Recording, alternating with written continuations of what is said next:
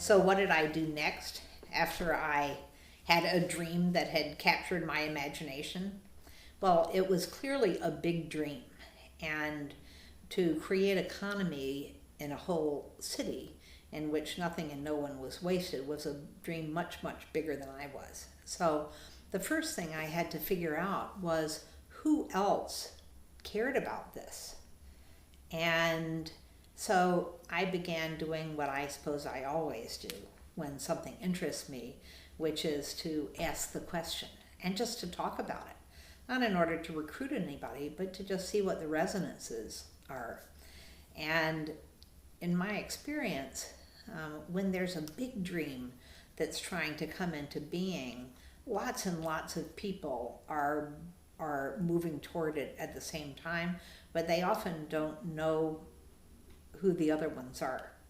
And so when you begin to ask a question and you say, who sees this as possible? Who sees this as important?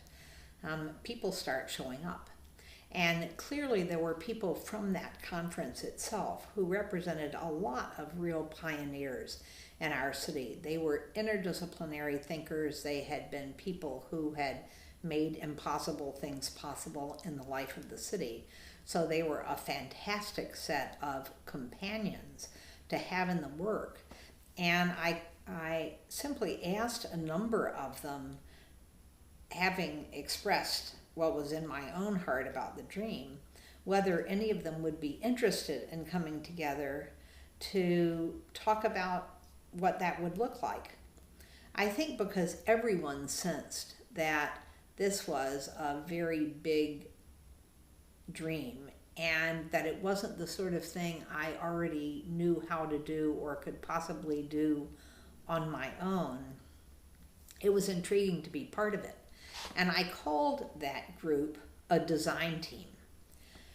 I wanted it to be diverse, but it was already diverse. And by diverse in that case, people who came from business and people who came from education and people who were young and people who were old and people who were executives and people who were just starting out, just to represent a variety of views. But mostly what I wanted in the room was people who wanted to be in the room, who were really challenged by the question and who saw it as possible. So we began to gather, and as we gathered and as people in that design team also talked to other people, there were others who got drawn in. So suddenly there would be a community organizer who would have heard about it. Carlos Perez came in and he challenged it. And I said, Carlos, you have really interesting ideas about this. How would you like to be on the design team? And he said, I would love to. And he ended up sort of facing off and becoming great friends with my father, who was a corporate executive, who was someone they would never have sort of known each other. But they just loved the sparring and the conversation. And the design team began in its first meeting because we really were looking at a process that would shift the culture of the city and that would be a regenerative process in the life of the city. We started off by saying, then we need to design a process which feels regenerative to us because we're all impossibly busy.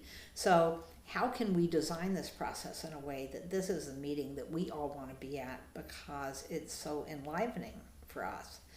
And then if we can figure that out, then maybe we can create something which is a kind of a social superconductor in the city, that it always gives more energy than it takes because everyone is in need of that right now.